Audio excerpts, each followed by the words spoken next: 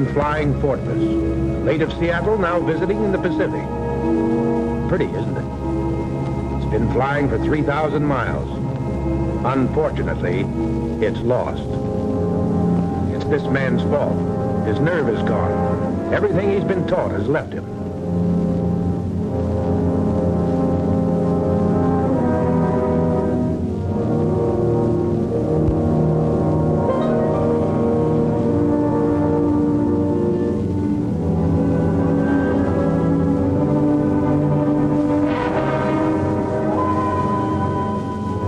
Pity is that they got through to their objective.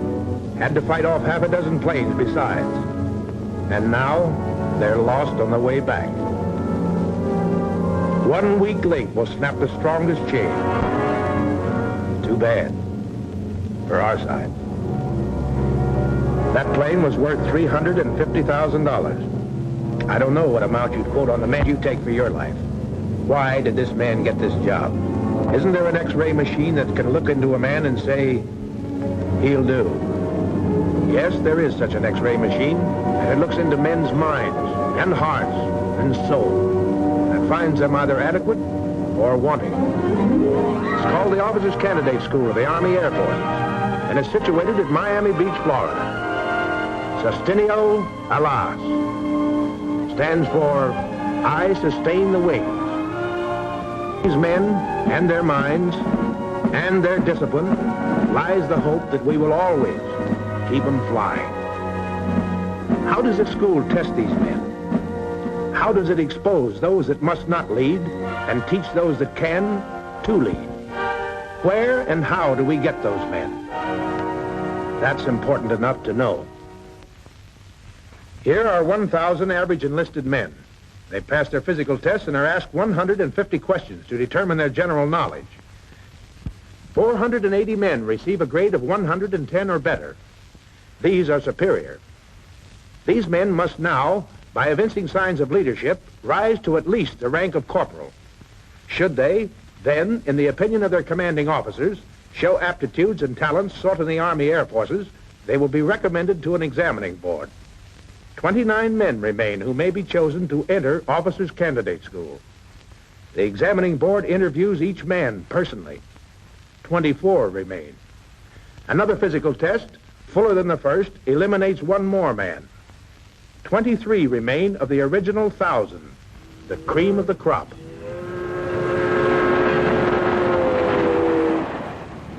They're here with others and they're having a good time. Now, they don't know exactly what they're getting into, but they've heard stories. This much they have been told. This school requires real courage to enter and represents real achievement to complete. Amen. Only 3 answers in this school. Yes, sir, no, excuse, sir. Get your GI haircut, wear regulation shoes. Get everything out of your pockets. Line up your shirt and belt buckle. Hide your laundry. That means handkerchiefs. And remove those stripes. He can't stand watching it. Pretty hard to get those stripes. A lot of strange fellows here. No author could invent their past experiences. Let's look at some of them. The man on the left is the National Intercollegiate High Jump Champion. On the right, he served with the American Volunteer Group in China under General Chennault. This is Elmer E. Meadows, once world's champion pole vaulter. He won the Olympic title in 1936 in Berlin. The man on the left was taken off Corregidor. The other one is a symphony conductor. D.R. Delano, 5th cousin of President Franklin Delano Roosevelt. On the left, a trapeze artist in Ringling Brothers Circus. On the right, the mayor of Glen Cove, Long Island. He's a former Austrian attorney. He spent quite a while in a German concentration camp. Never mind how he got out. He's an American citizen now. A gunner with the Royal Air Force. Next to him, a Broadway playwright. Gilbert Rowland of the motion pictures. He used to have a mustache. I know how you feel, mister. Both these men wear the Order of the Purple Heart. One got his for Pearl Harbor, the other for the Battle of Verdun. This is Robert Preston of the motion pictures. Left, came from Burma, member of the Flying Tigers. Right, catcher for the Detroit Tigers. He was cited for bravery at Pearl Harbor, saved a tanker. Left, first bombardier ever to touch Midway, Wake, and Guam. Right, the AAU light heavyweight champ. A lieutenant in the French Army, World War I. Survivor, Battle of Dunkirk. Left, All-American football player and member of the Green Bay Packers. On the right is a baritone in the Philadelphia Opera Company. William H. Jordan, bombardier in the Battle of Midway. Those medals are for sharpshooting in everything that comes out of a gun, any size. The fellow with glasses is an ecologist. He worked for the United States Department of Agriculture. For the last 14 years, he's done research on the sugar beet leafhopper. He knows more about the sugar beet leafhopper than anyone else in the whole world. The other fellow's the national high jump champion. Takes a lot of strange people to do strange jobs, and nothing stranger than a war. Still the same day they're being processed. Give your name. How old is your mother? When'd you faint last? Look out, mister. Here it comes. Oh, you a real estate agent, mister? You're looking around as if you want to buy the place. When you hit that bottom step, you come to a brace with your shoulders back, your stomach in, your feet at a 45-degree angle, and your hat straight. Jump! Oh, how old are you? Well, get 25 wrinkles under that chin. You got a girl? Two. 2 more wrinkles for them. Halt! Get that chest up in the air. Get it up. Way up. Get some wrinkles in that chin. More wrinkles. When I tell you to jump, I want you to jump this high. Jump! What did you come down for, mister? Wipe that smile off your face. Throw it on the ground. Step on it. Arms to the thrust. Boom! Double time. March! Halt! You're in it now, misters. For the next 6 weeks until you're upperclassmen, except for returning from mess, you move only at double time. West Point is not harder. Every minute of your waking time is accounted for and deliberately arranged so that you must hurry, hurry, hurry. You're allowed 7 hours sleep. You'll be lucky and a very bright student if you can manage 5. You're not privileged to eat or drink in any public place. You're not to step out of your room across the hall even to visit. Say, is this necessary? Well, maybe you're the kind of person who doesn't lend himself to this sort of discipline. You know it's necessary, but it's just not for you. You're too dignified. Or maybe you have your pride. Why, that's all right, mister. Just resign. Nothing will happen to you. You'll go back to your old rank. No one will hold it against you. Unless you hold it against yourself. But we want to find out now whether you, who have been picked to command, can learn to obey. The soldier who cannot stand up under strict regulations, discipline, and restrictions cannot discipline himself or others. This is where we must find out. Not here. Not when all these lives are involved. This is where you live, misters. Nicer than a tent. Maybe. No brass to polish in a tent, but then you've got a very reliable chambermaid. You, mister. No wrinkles in those beds, and no dust in this room. Blanket tight enough to bounce a coin. Shoes laced, in line. Drawers staggered, and open. Socks rolled, underwear folded, personal articles arranged according to student orders. Student orders. The Bible. Blanket will be 4 inches from pillow without a fold. Top sheet will be folded back over end of blanket 4 inches from pillow to make an 8-inch fold with end of sheet folded under. Second blanket will be folded to size and width to length of pillow and in length to width of bed and placed under pillow centered on middle of bed. Clothes will be hung from the sides facing the center in the following order. Raincoats, overcoats, field jackets, fatigue clothes, coat, wool shirt and trousers, cotton shirt and trousers. All shirts will be buttoned, each and every button. What a generation of husbands coming up. No drop of water in bowl or tub after 10 a.m. All bright work polished, highly polished. As prescribed by student order.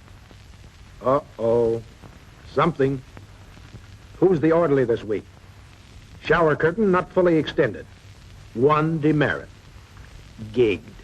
For 7 demerits, on your open post, the free time you will eventually get after 3 weeks, on your own Sunday, you walk 1 hour. I got that much. That's about average.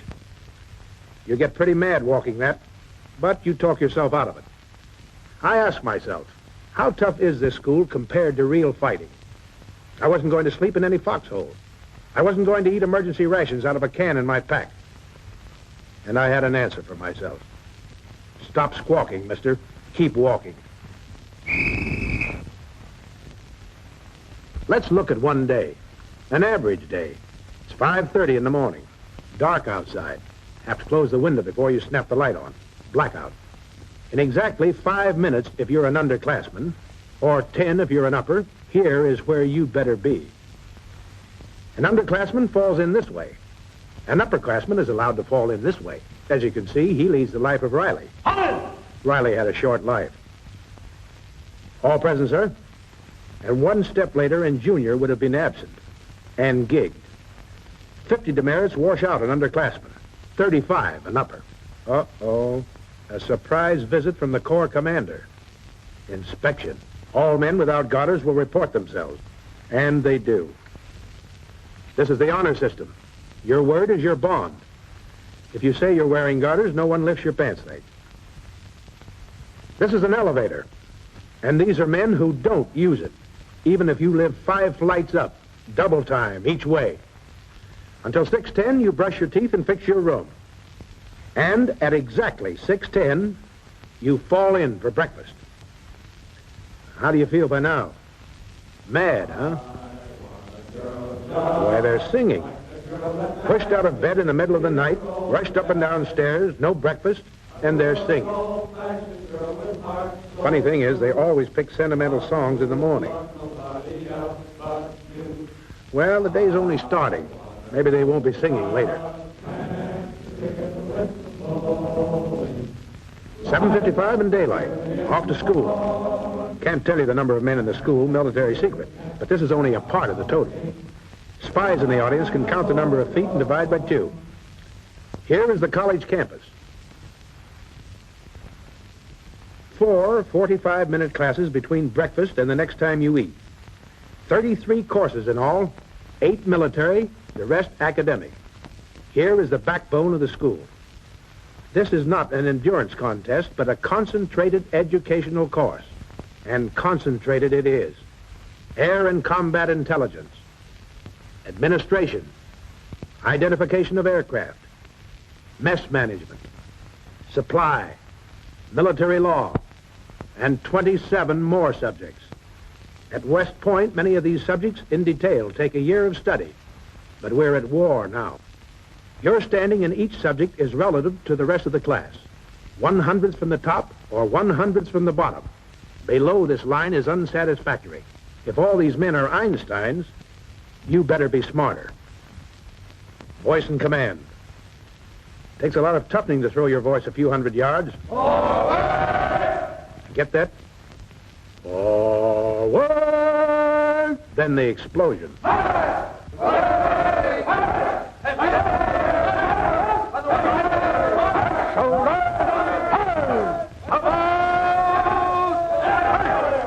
Explosion, all right. Lose a lot of inhibitions this way.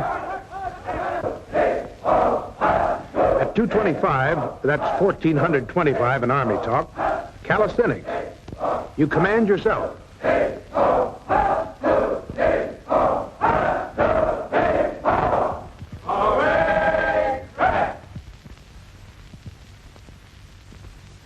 3 times a week, you run 1.5 miles. The other 3 times, the obstacle course. Rain or shine. Hit that dirt, misters.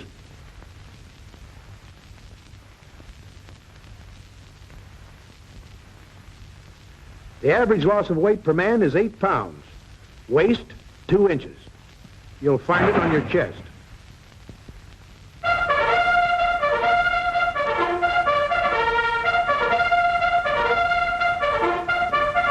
Today's retreat.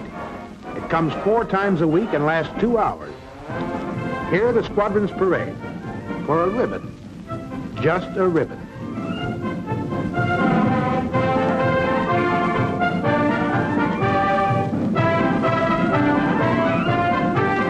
During the 2 hours, there is a little ceremony of standing at attention for 30 minutes. Have you ever tried that? Do you know how long 30 minutes are? You can move your toes to keep the circulation going. You can move your eyeballs to see the ceremony. But nothing else, misters. Nothing else. Because this man can spot a wiggler in 1,000 men. Stand there and let that ant climb down your collar. And let that foot go to sleep. Let that sweat roll down your nose. Watch the right of the screen. Watch it. There he goes. Nobody move. The men in the meat wagon will bring him too. I mean ambulance. Squadron 8 doesn't win any ribbon today. Sympathy for the fellow who fainted? Yes. Sympathy for him, too. If you haven't the stamina, this is the place to find it out. You should stand this long. Those officers stand for an hour and a half. There's no injury in this fainting. It's a momentary loss of consciousness due to lack of blood circulation. You, get a demerit for fainting. Better not faint again, mister.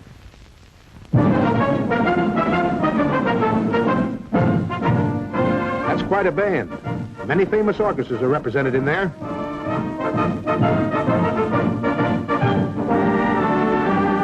Eyes white.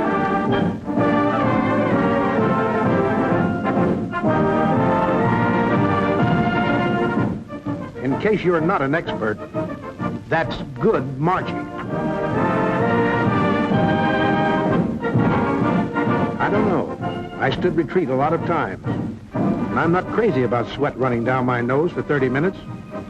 It was summer in Florida when I went through this, and every single time I got a lump in my throat. And so did the wise guys around me.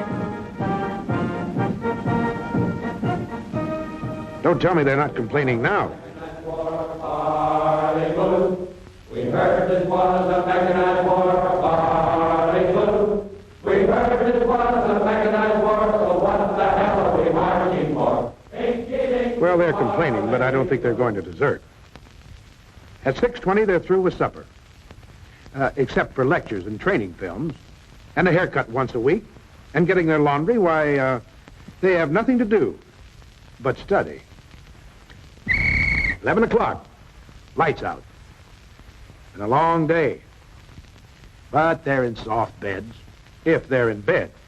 Exams tomorrow, they feel a little shaky. The lucky one is in the tub, with water. He'll change over with his friend in an hour. Many a man's been awakened by that 5:30 whistle, asleep in that tub. You've seen an average day. Looks hard. It is hard. You trade your school books for a rifle when it's your turn to stand guard. Do you know the penalty for this man's falling asleep at his post? 10 demerits? 20 demerits? It's death. Are you shocked? This is an American coastline. He's a soldier. This is war. There are Protestant, Catholic, and Jewish services. They're obligatory the first 6 weeks, yet the attendance the second 6 weeks is surprisingly high. It seems a man's moral values become clearer to him in the armed forces.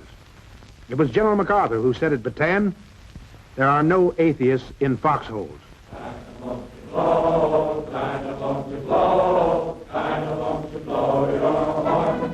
Singing sounds a little livelier today. Why, it's graduation. Commanding General of the school is there. And our guest speaker, General Arnold. He's flown down just to address the class and has to fly back to Washington. That's quite an honor. Stick your chest out, mister. Stick it out further. You've been through something. They crammed enough schooling in you to equal a year in college. They made you toe the line every minute of the day for 12 weeks. You used enough spit and polish to shine every fire engine in the state. They were teaching and testing you at the same time, and you made the grade. You came through. That's the Air Force's side of it. They got what they wanted. Now, what about you? What did you get out of it? Was it worth it for you personally? Well, you're a commissioned officer, a second lieutenant. All those non-coms are going to salute you now, and you're going to eat an officer's mess. You're an officer and a gentleman by act of Congress. Well, that's nice. But that's only trimming, icing on a cake. What really did you get out of this school? Mister, you got a 12-week education that all the money in the world couldn't buy. It doesn't exist anyplace else. You've got poise and confidence. You've got a respect and affection for your fellow man that'll remain with you forever. You're a leader now. You can handle responsibility. You're equipped for anything, mister. As a soldier, as a citizen, as a human being. What is a business executive but a leader of men in commercial life? You've got the groundwork to be what you want to make of yourself. Right now, you're a commissioned officer, the representative of the Commander-in-Chief of all our armed forces, the President of the United States himself. You've got a job to do. Nobody but you can do it. You wouldn't trust anybody else with it. Sustain those wings. Keep them flying. Keep them flying.